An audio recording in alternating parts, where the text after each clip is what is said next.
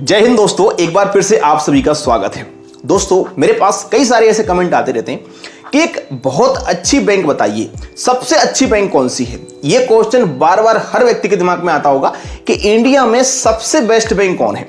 तो आज की इस वीडियो में हम बात करने वाले हैं कि कौन सी बैंक सबसे बेस्ट बैंक है, आपके लिए कौन सी बैंक में खाता खुलवाना चाहिए। नमस्कार, मेरा नाम है मनीष प्रजापति और मैं आपको इसी प्रकार की जानकारी समय समय पर लाता रहता हूं इस चैनल पर। तो बैंक से जुड़ी जानकारी अगर आप पसंद करते हैं तो अभी इस वीडियो को लाइक करें और चैनल पर न्यू है सब्सक्राइब करें और दोस्तों के पास शेयर करें ताकि वो लोग भी इसके बारे में जान सके। अब दोस्तों, वैसे आपको बता दूं कि कोई सी बैंक बुरी नहीं होती है, कोई सी बैंक अच्छी नहीं होती है, लेकिन इंडिया में देखा जाए तो 100 से ऊपर बैंक हैं। सारी बैंकों को इंक्लूड करें 100 से ऊपर निकलेंगी। अब 100 ही बैंकों में तो खाता हम लोग खुलवाएंगे नहीं, क्योंकि इनके एटीएम के चार्ज भी देने होते हैं और यहां पर एसएमएस का चार्ज भी लगता है, समय समय पर चार्ज लगते रहते हैं बैंकों में।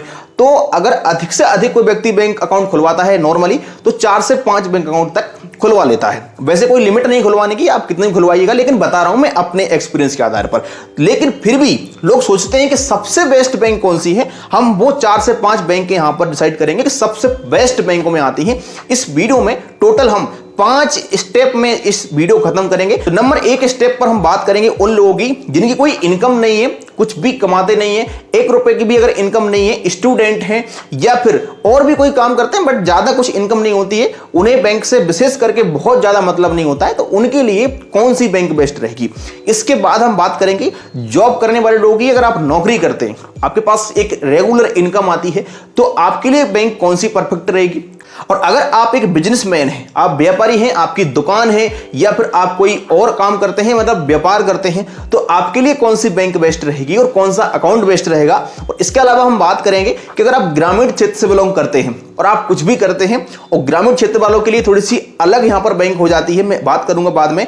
और इस वीडियो को अगर आपने पूरा देख लिया तो लास्ट तक आपको समझ में आ जाएगा कि मेरे लिए कौन सी बैंक में खाता खोलना चाहिए, मेरे लिए कौन सी बैंक परफेक्ट है। तो सबसे पहले हम उन लोगों की बात करते हैं कि जिनके पास कोई इनकम नहीं है।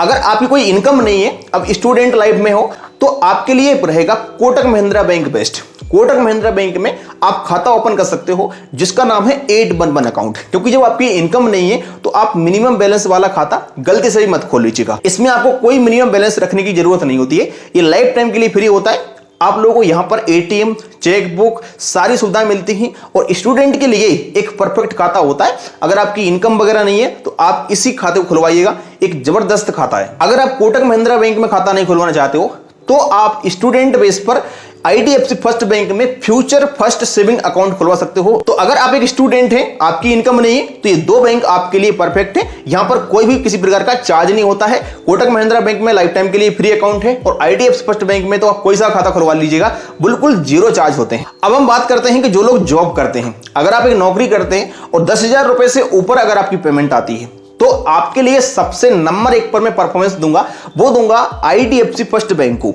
जो इसके अकाउंट आते हैं एक 10 के, एक 25 के, मतलब 25,000 मंथली वाला और 10,000 मंथली वाला।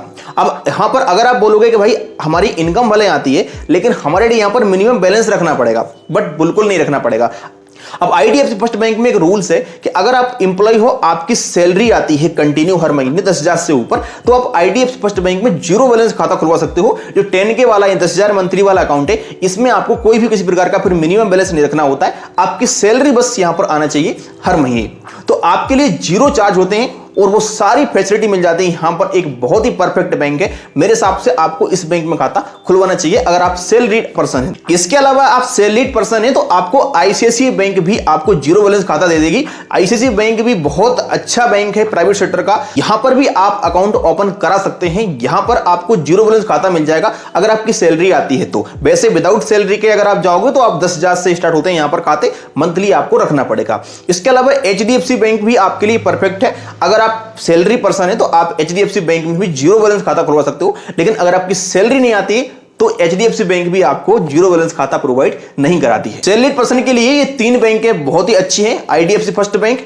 और आईसीआईसीआई बैंक और एचडीएफसी बैंक। अब अगर आप एक बिजनेस पर्पस के लिए अकाउंट खोलना चाहते हैं, आप व्यापारी हैं, तो आपके लिए फिर रहेगा यहां पर आईडीएफसी फर्स्ट बैंक का 25K वाला अकाउंट, जिसमें आपको 25,000 रुपए मंथली मैनेज करके चलना होता है और वहां पर आप 2 लाख रुपए तक का पर डे ट्रांजेक्शन कर सकते हो। काफी मतलब हाई फैसिलिटी आपको मिल जाती है। एटीएम से अनलिमिटेड कैश विड्रॉल की फैसिलिटी रहती है आईडीएफसी फर्स्ट बैंक के।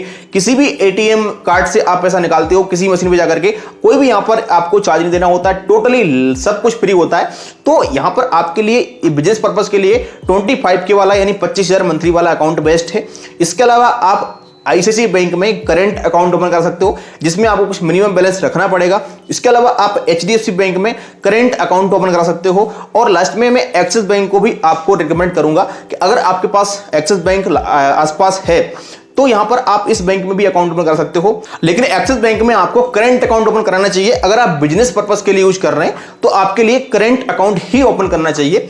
अब हम बात करते हैं फाइनली जो ग्रामीण क्षेत्र से लोग बिलोंग करते हैं उनके लिए मैं अलग से क्यों यहां पर बैंक बता रहा हूं। बैंक अकाउंट खोलने से पहले आपको यह ध्यान रखना है कि आपके आसपास आपके क्षेत्र में कौन सी बैंक सर्विस प्रोवाइड करा रही है। बहुत सारी बैंकें हैं जो प्राइवेट सेक्टर की बैंक है, अभी केवल सिटी में सर्विस देती हैं, ग्रामीण क्षेत्र में उनकी कोई पहुंच नहीं है, ना ही वो अकाउंट ओपन करने की फैसिलिटी प्रदान करती हैं। तो यहां पर आपको ध्यान देना है कि आप लोगों के लिए, ग्रामीण क्षेत्र वाले लोगों के लिए बता रहा हूं कि यहां पर जनधन योजना का खाता बिल्कुल परफेक्ट है। अगर आप बैंकिंग से बहुत ज्यादा मतलब नहीं रखते हो, महीने में आपको कोई एक बार काम पड़ता है, पैसा निकालना जाना होता है, आना होता है, तो जनधन योजना वाले खाते में आपको जीरो बैलेंस अकाउंट की फैसिलिटी मिल जाती है। यहां पर आपके लिए एक रुपए डेबिट कार्ड मिल जाता है जो कि एसबीआई बैंक प्रोवाइड कराती है। लगभग सब बैंकों में खुलते हैं, बट मैं बात कर रहा हूं यहां पर ग्रामीण क्षेत्र में एसबीआई की, क्योंकि स्टेट बैंक ऑफ इंडिया लगभग हर क्षेत्र में मिल जाती है आपको।